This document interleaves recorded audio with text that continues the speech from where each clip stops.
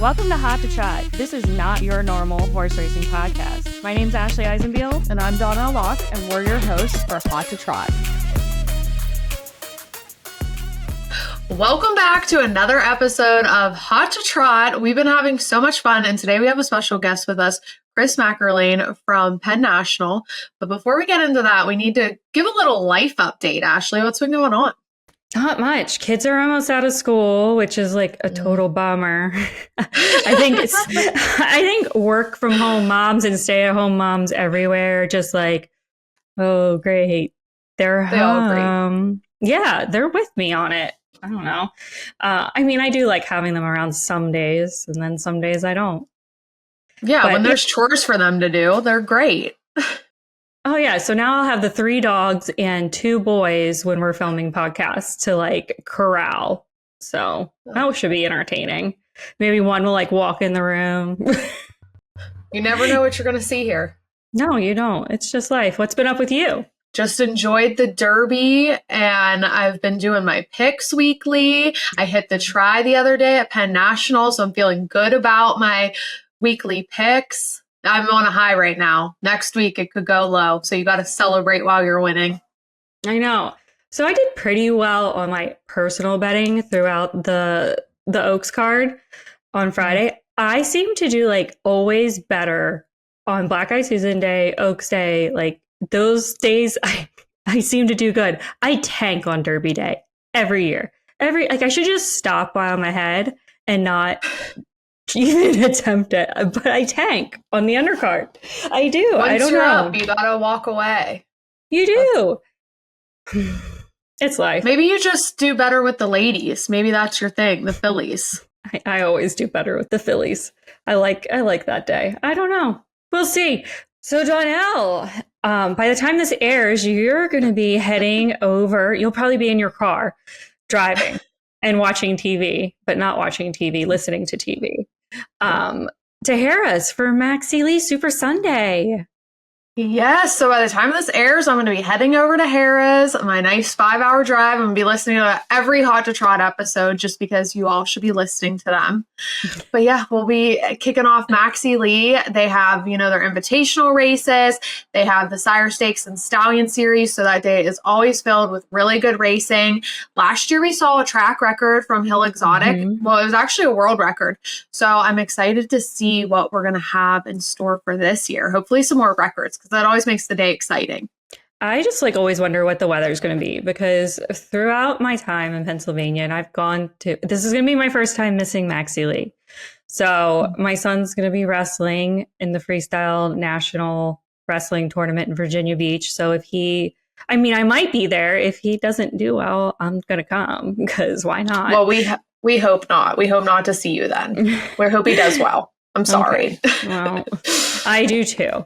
But every year the weather is so bizarre. I remember one year Rachel dug out scarves from the PHHA, and we were giving people scarves because it was so cold on like Memorial Day weekend. And then like last year we were dying. We were literally baking in like 90-degree weather. So who knows? You never know what the weather's going to be like. I know, Memorial Day weekend, you never know. I just hope it's not rainy. I hope it's not too hot, maybe like a 70, 75-degree day. That's what I'm looking for. I'm manifesting it. I'm putting it into the universe because, I like to get content while we're out there. So a rainy day, or if it's really cool, it's just not going to cut the footage. That's not going to be it. So I hope we have nice weather. I hope we have a big crowd. Fans, that's our first event, so we get to see our fans. The PHHA is giving a cooler away, so that's really cool. So if you're coming out, you could get a cooler. We'll be there with our merchandise, our Sizzling Steaks giveaway. So stop by and see Jalen and I at the tent. We're going to be doing trivia, which you'll see a taste of our trivia later in this episode, and you're going to be impressed. Gosh, you really had to go back in. I started off doing the trivia questions. Jalen actually started it, and then I kind of went and spruced them, and then you came in and were like, I'm redoing your trivia questions for Harrah's. I'm like, go for it, girl. I try my best. I don't know. Nah. You know how those gamblers get. They're going to find a loophole and be like, that's not how it was worded. I can sense it. I guarantee someone and I will be arguing over a question. I'm going to But pack that's a, extra trivia bag prizes so you don't have to fight with people because I feel like I'm never going to hear the end of it because it was my idea. everyone's going to be a winner.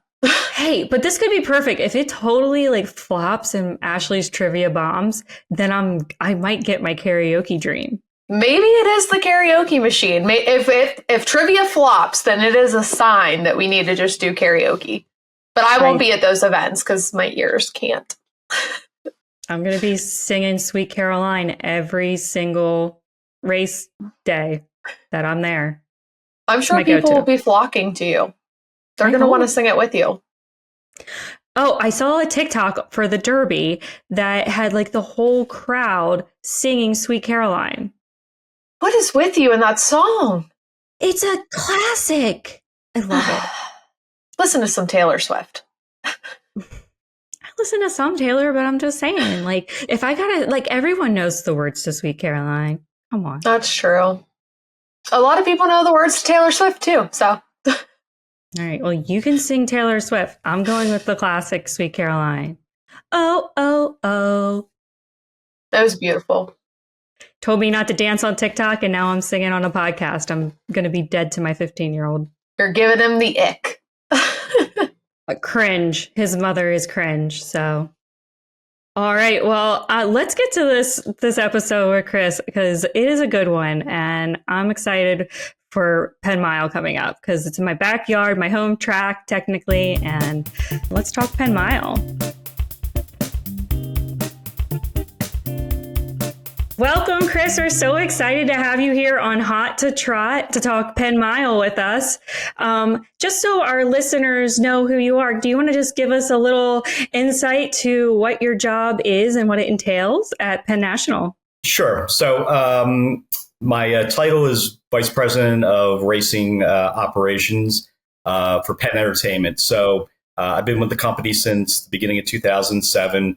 Basically, my job, Penn, for people who don't know, Penn Entertainment, they're the parent company of Penn National Racecourse and the Meadows.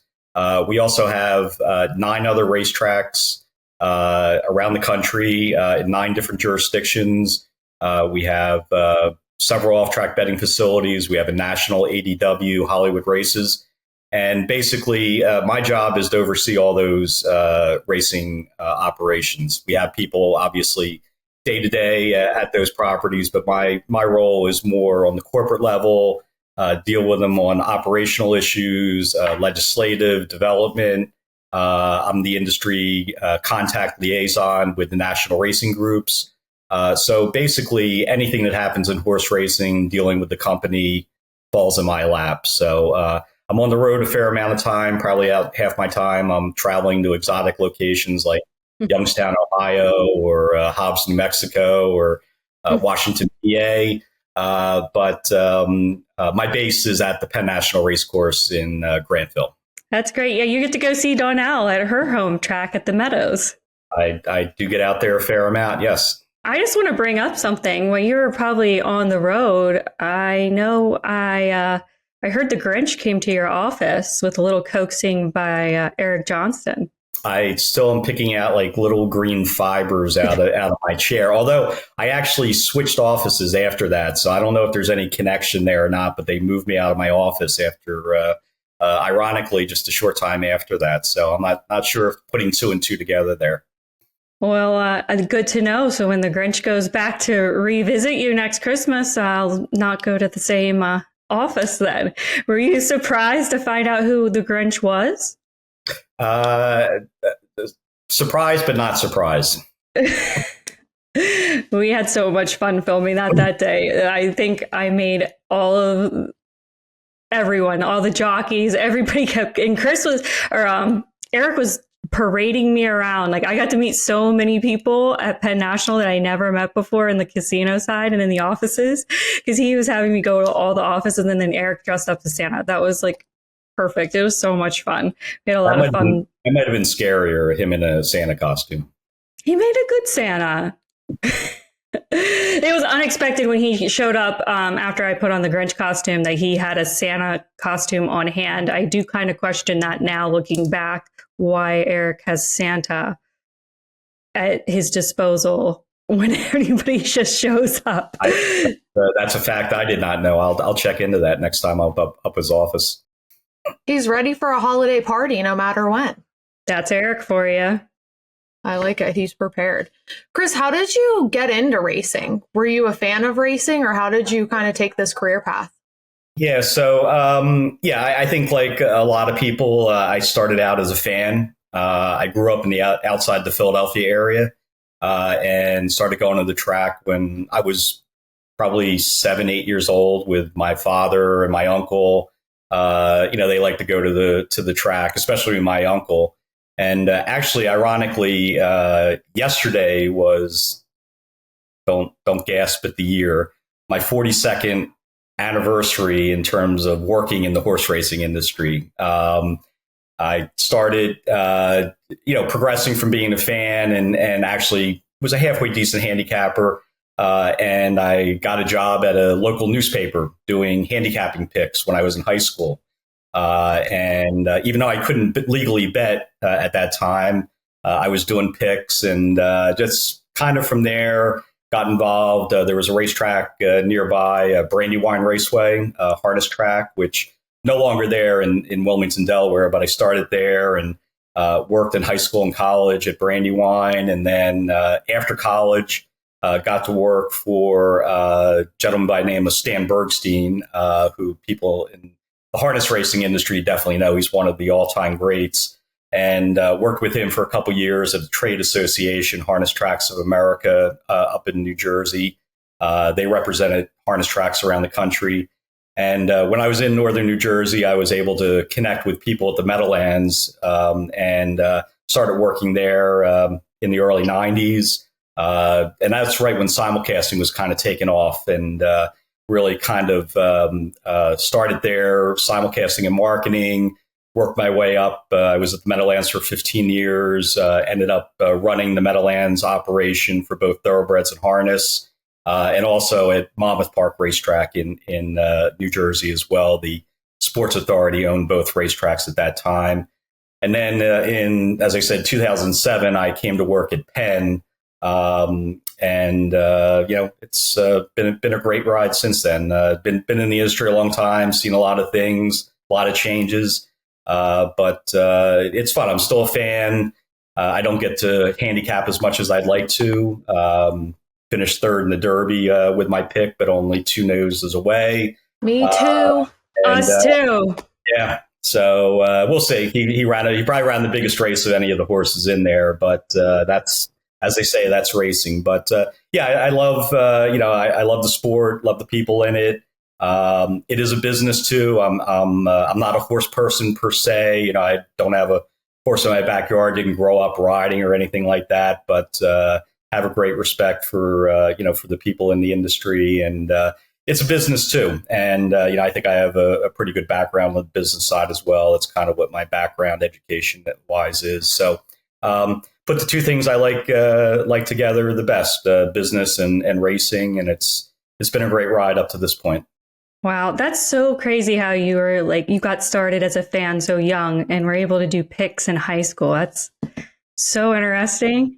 It wasn't a great, starting line for meeting girls or anything, but it's, it had its things. If you check out, I actually posted something on Facebook a couple days ago, and there's a couple pictures on there of me as an awkward teenager doing my picks. So I'm sure people will have fun with that. But yeah, I've met great people too, people that have been lifelong friends, great mentors, some great people in the business that I've had an opportunity to either work for or with.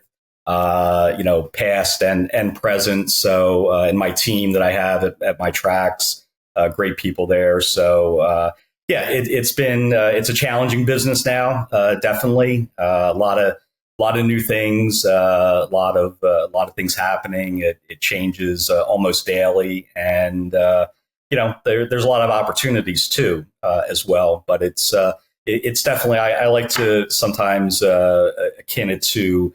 It's almost like trench warfare. It's little gains, it's grinding it out, trying to make those gains, and then hopefully those gains turn into bigger bigger things happening. So it's a daily challenge, but it keeps me focused and going on.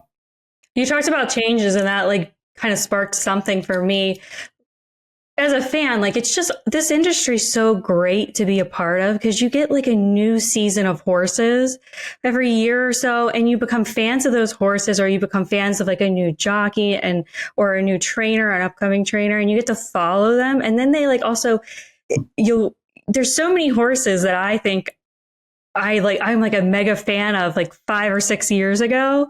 And then to see them go and be stallions somewhere, and then to see their babies and watch their babies. I just think it's like, yes, it's ever changing, and some of that is difficult to adapt to.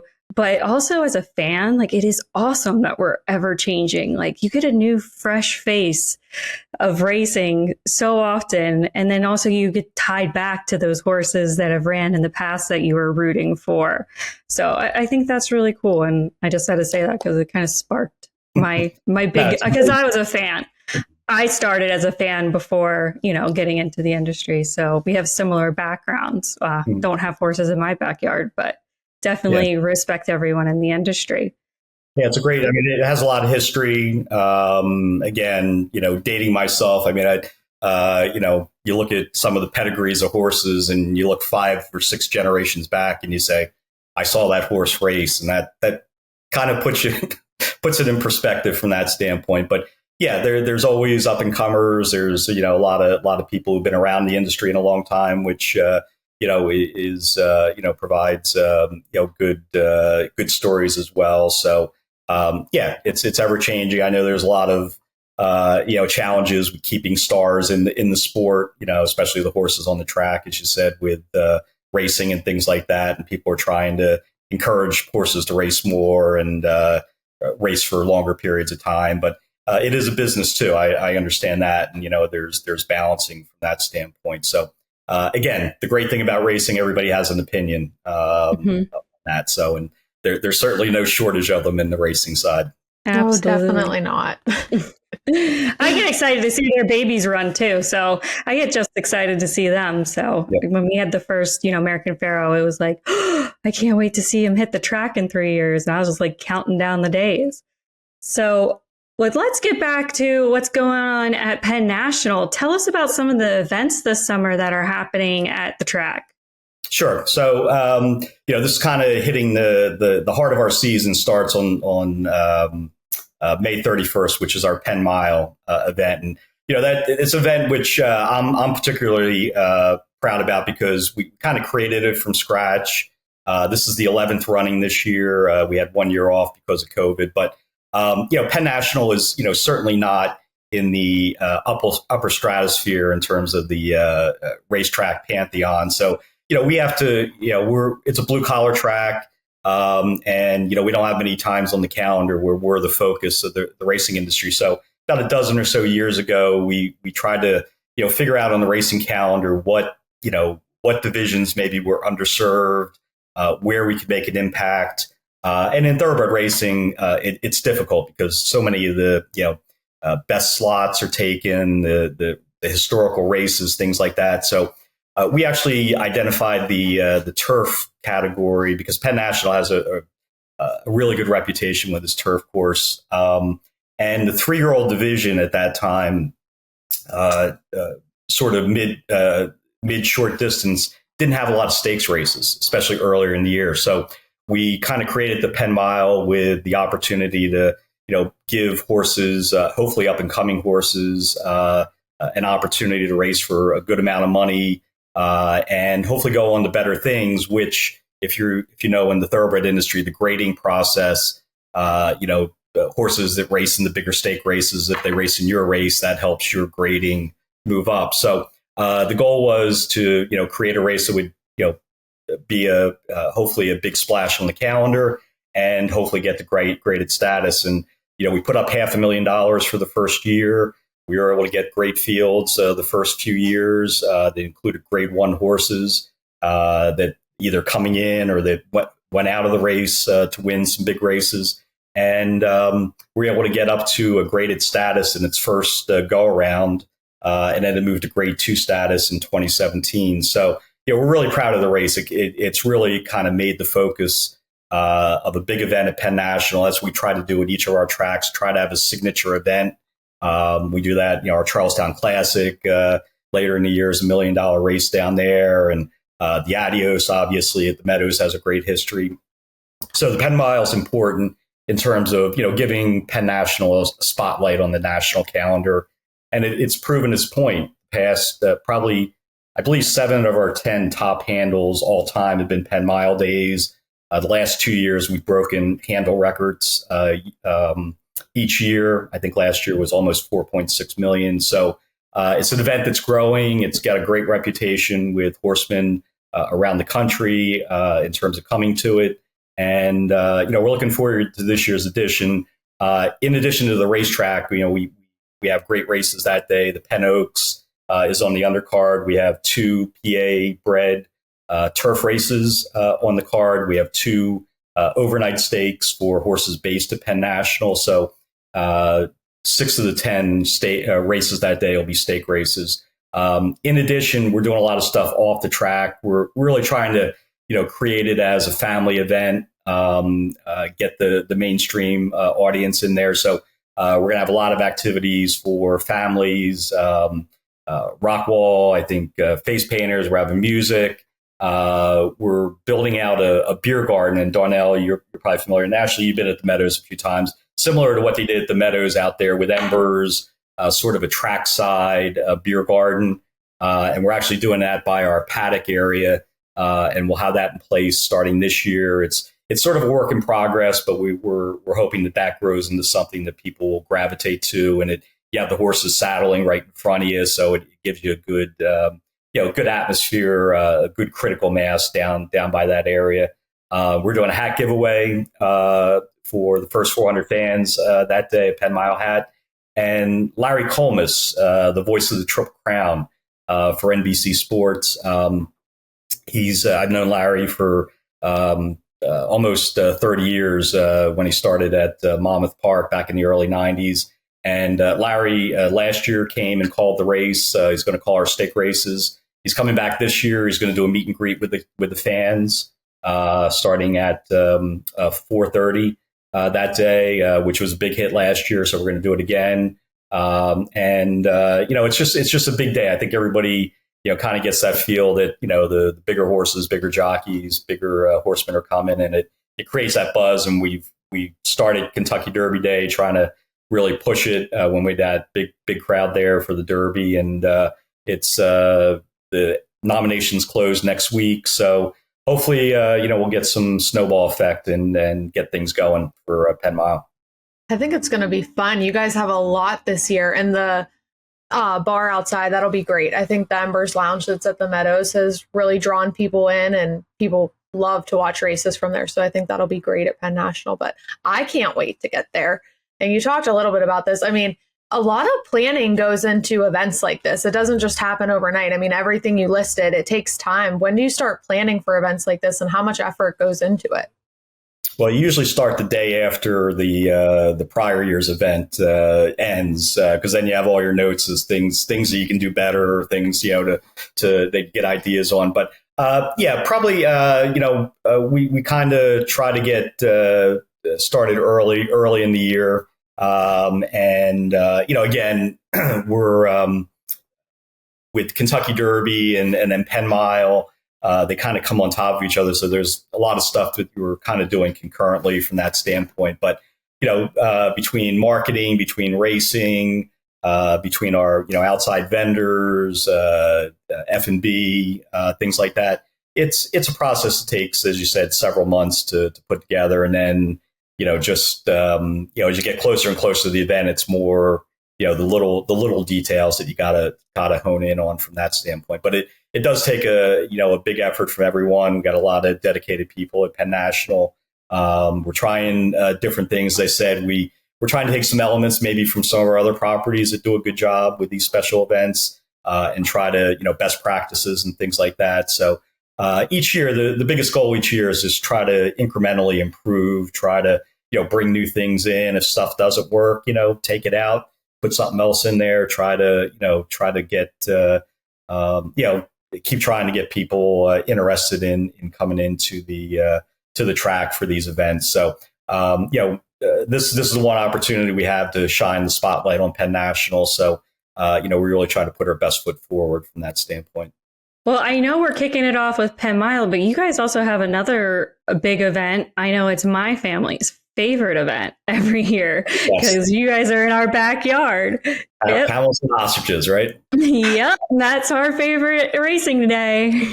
And this year, zebras. Ooh, I'm gonna have to come out for that. Maybe I gave you guys the scoop on that one, but yeah. It is. It's we started it probably about 7 or 8 years ago. Eric Johnson, the director of racing at Penn National, he was at Sam Houston Racecourse prior. We bought Sam Houston in 2010, but Sam Houston, going back probably 10, 15 years, was doing camels and ostriches, one of the first tracks in the country to do it, and it was huge down there. So we decided to bring it up here. And it's been a big success. It's crazy. I mean, I think the races last for 20 seconds, but people love it. I remember the first year we did it, one of the ostriches got loose and got on the Route 81. He was okay, but it was everybody was watching him run off the property and go up the 743 there. It was kind of crazy.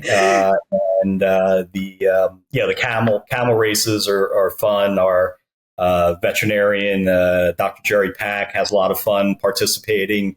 And I'm interested to see how the zebras do this year. It's another new element. We're actually looking. We're trying to get it maybe out the meadows as well. I don't know if it's going to happen this year or not, but it's a fun event. And again, it's betting wise. Do we do a lot of money that night? No, but it brings a new crowd out. Mm-hmm. They have a lot of fun.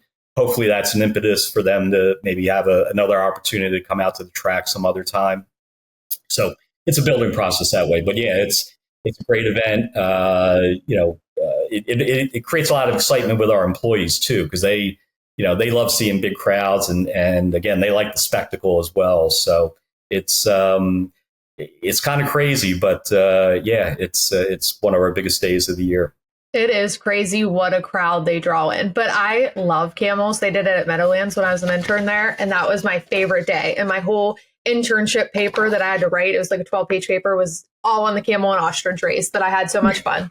It really draws a crowd. I mean, I'm dating myself. There used to be a very popular promotion that some tracks used to do in the 80s and 90s. It was actually a racing buffalo by the name of Harvey Wallbanger. You can Google him, and he would race the horses, a quarter mile or an eighth of a mile, and it was the same type of thing. I mean, it was they draw tons and tons of people to it. So people like the curiosities and things like that, but it's it is I think it's right to call it a spectacle because it certainly is. And then we get the jockeys ride the ostriches. They have a lot of fun with it. We try to get maybe some different personalities out for the camels. I'm not sure who's riding the zebras, to tell you the truth. I haven't delved into that yet. But if either one of you are interested, I'm sure. Donnell? Sign me up. I think you have to be smaller for the zebras, though.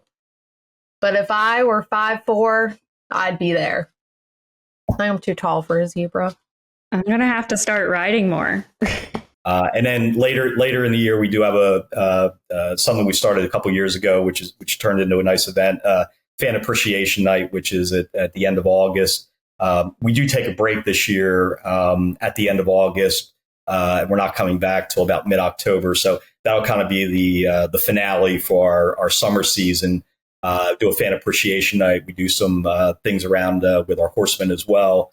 On that day. So that'll be a nice way to kind of cap out the summer season as well.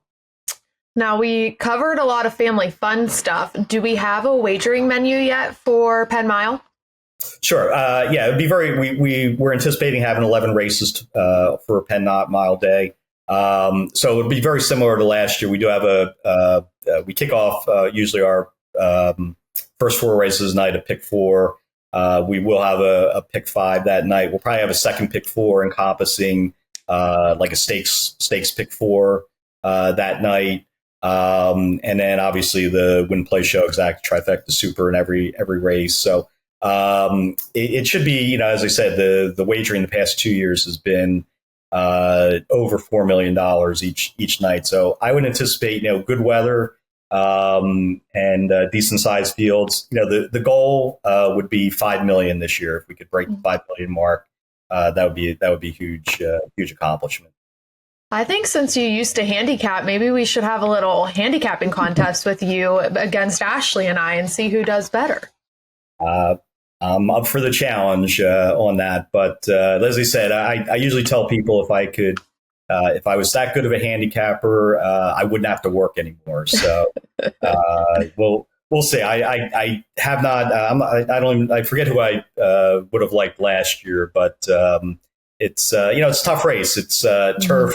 That early in the season, you get some horses coming off long layoffs or just getting cranked up for the season. Some other horses trying to take a shot. So it can sometimes be a difficult choice. And some people, the handicappers, get swayed, especially with the big time out of town, Todd Pletcher, Chad Brown, or Irad Ortiz.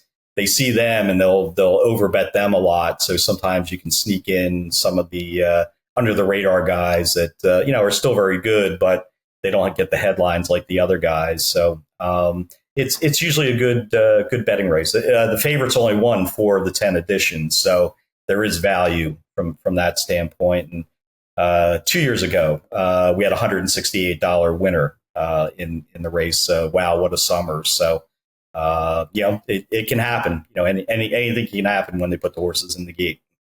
Those are my kind of winners. Winning that much. I had that, of course, that I picked that one. Oh, You did.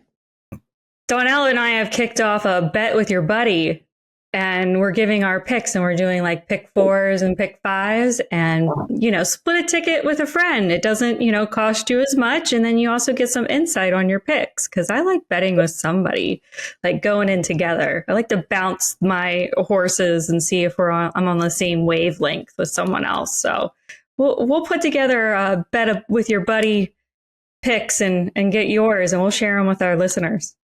That sounds good. I'll start. I'll get my pencil out and start scoping out the field. Awesome. What is your favorite thing about any event that you go to in the summer? Do you have a favorite event? Is it Penn Mile? And then what makes it so special to you? At my tracks or anywhere? Or no, you can give us anywhere. I obviously, I enjoy going to the events at tracks that we oversee. I mean, the Adios is a fun event. I like going out there. I think they do a great job, and it has such history to the event. I don't get to go to as many outside events as I probably would like to. I've been to the Jug several times, Little Brown Jug, and I haven't been to the Hamiltonian in several years. Although when I was at the Meadowlands, obviously that was the big event there. But I like any day of racing. It's big day, regular day. Going to the tracks. Sometimes it's a job, but it's fun just to experience a live racing wherever you're at. So as a fan, do you prefer thoroughbred or harness racing? I like both. I've been fortunate. I think I have a pretty strong background in both sides. From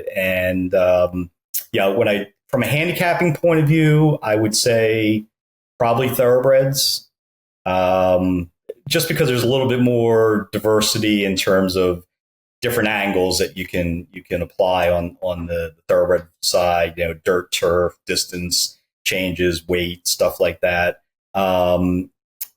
Harness can be a little bit more predictable because of the, predominance of the mile racing and same people, same drivers in every race and trainers. But I prefer both.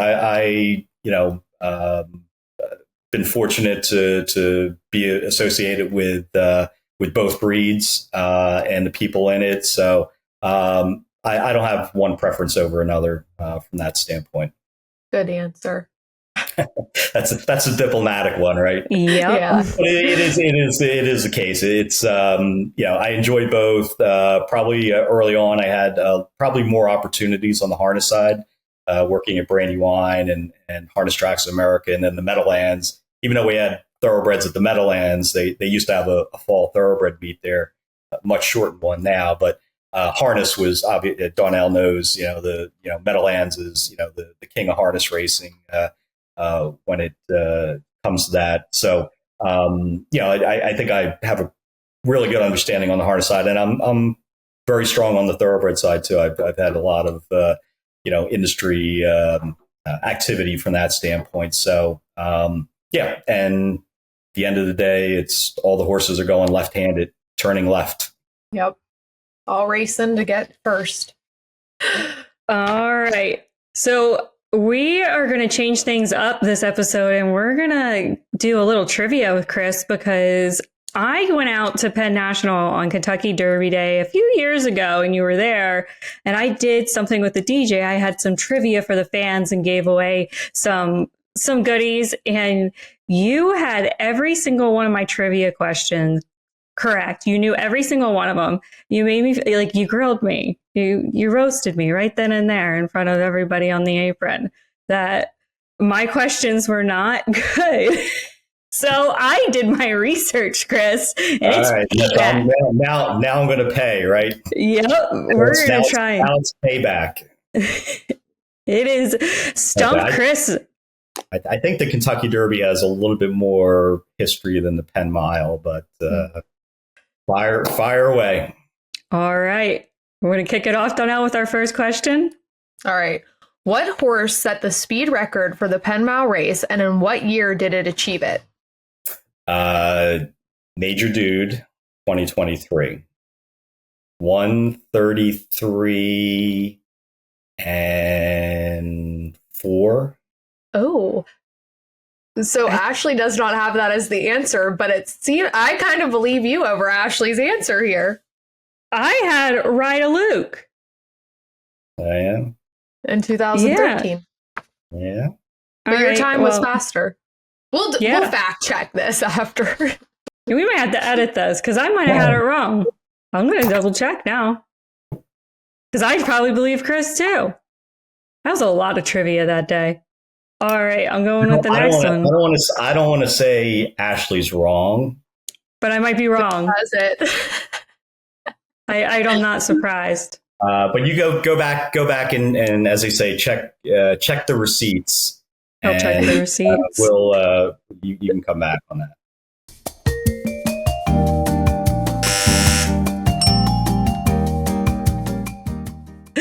Once again, I'll be put to shame over trivia. I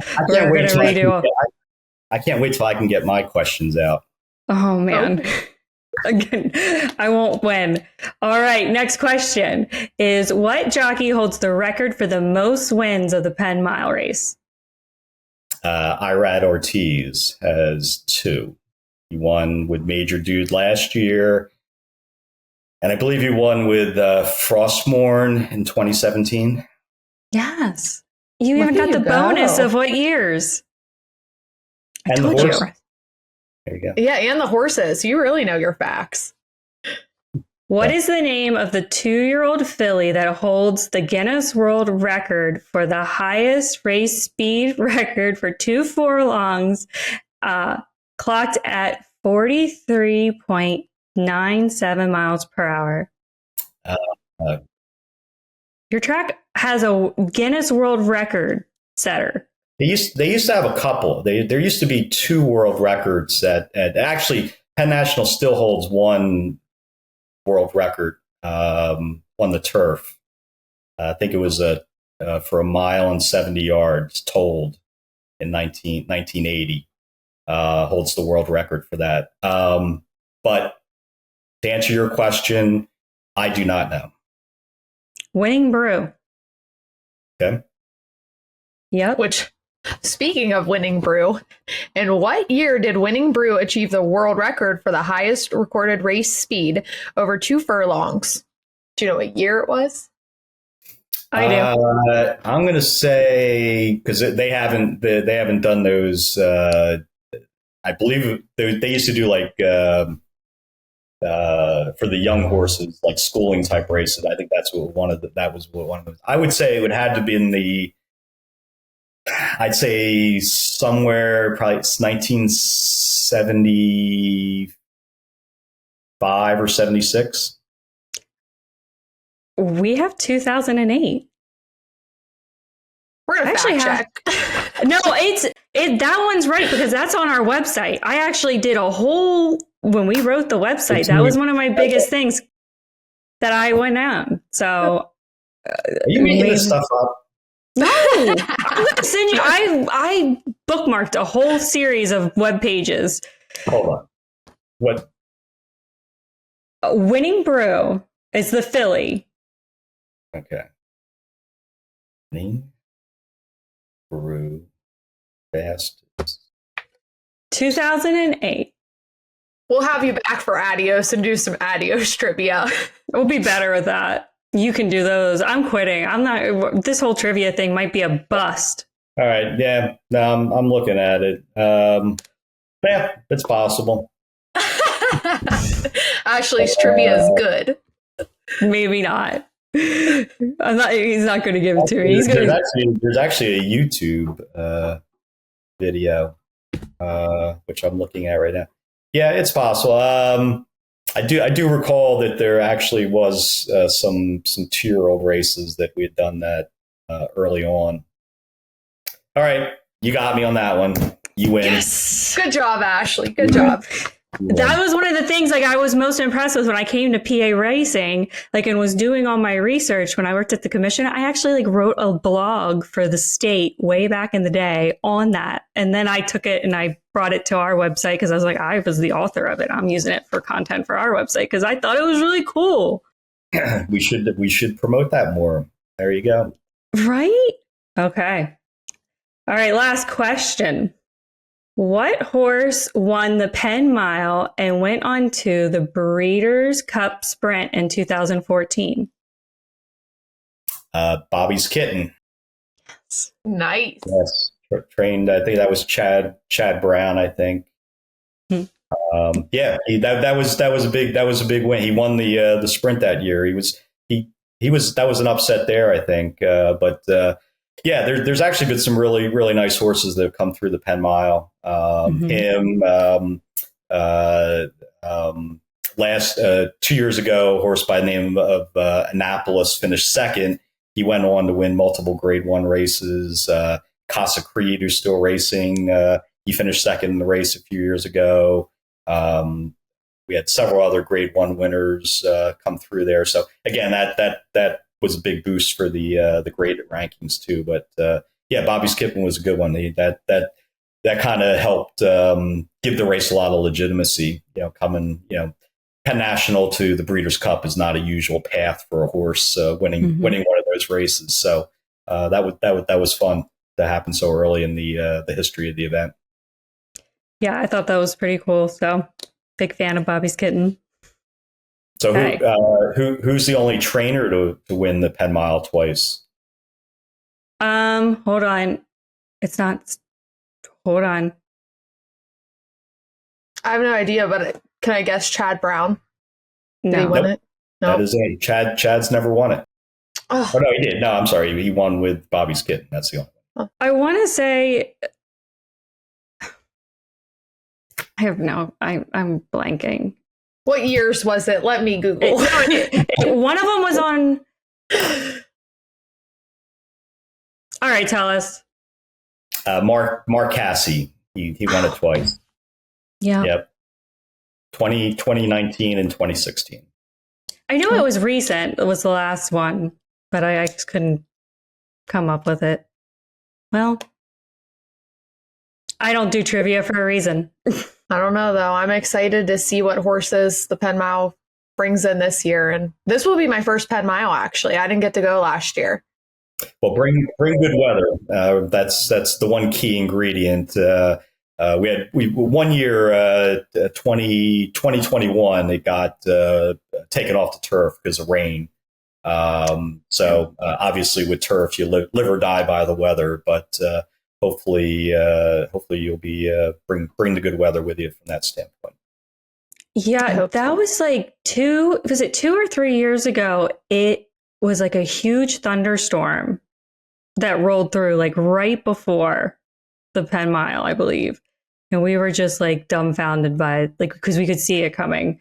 And of course, we had just got our new tent, and me and Avery and Seth were all hunkered down, like we lowered it and we had to hold on to it because we were like, but then it was beautiful. It like cleared out and it was great.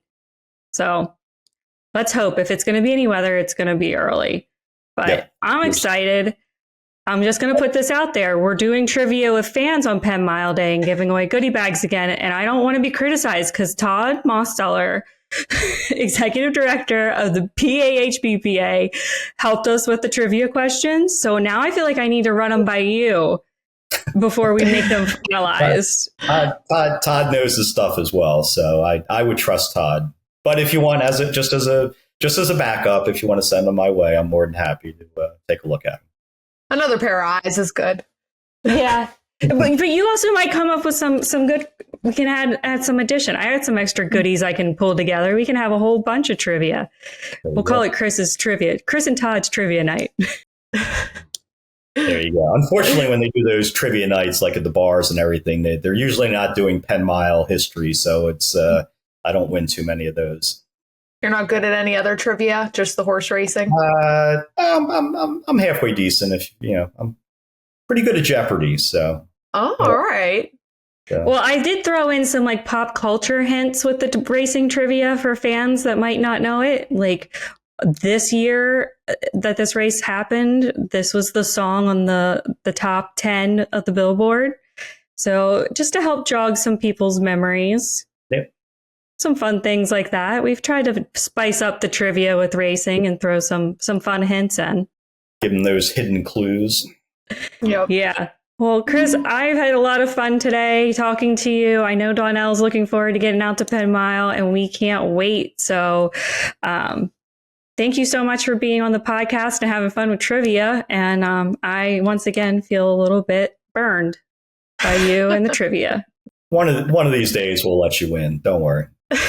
It won't happen. I appreciate you guys having me on and doing these podcasts. It's good to get different people on, and appreciate you guys and supporting the Penn Mile and Penn National.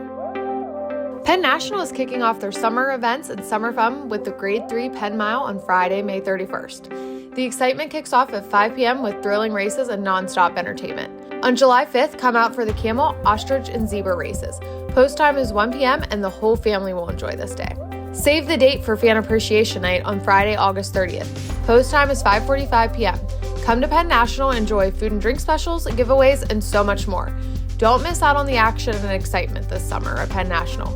Plan your visit and get more information at hollywoodpnrc.com. See you at Penn National.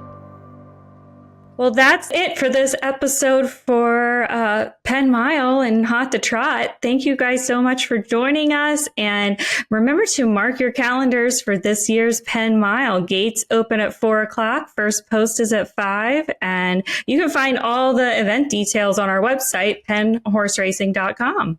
Yeah, make sure to check our website. Come out to the event. There's a hat giveaway, so you want to get there early and get those hats. There's a lot of family fun, so bring the whole family out. And it's going to be a lot of exciting racing. And our gamblers, there's going to be a nice wagering menu, so you're going to want to get out there and get those bets in too. And Chris gave us a couple tips that a horse went off at high odds and paid over $100 to win one year. So you never know when that will happen again. So that's what I'm hoping for. I'm going for an underdog long shot. Yeah, and definitely keep posted and follow us on our social media, because me and Donnell are going to do our buddy pick for pick 5 or pick 4. And we're going to put up Chris's too and see if we can, how well we do. I have a feeling we're not going to do as well as Chris, but we'll try. Yeah, it's all about having fun. You're never wrong in horse racing, but we better see everyone out at Penn Mile. And if you don't know what to wear, check out our Amazon storefront. I linked a bunch of outfits so you can wear to Penn Mile. I'll be in one of them. Ooh, I need to go shopping then. I better hurry. Yep. All right. Thanks, guys. Thanks for listening, and thank you to the Standardbred Breeders of Pennsylvania for sponsoring Hot to Trot. We'll see you next time.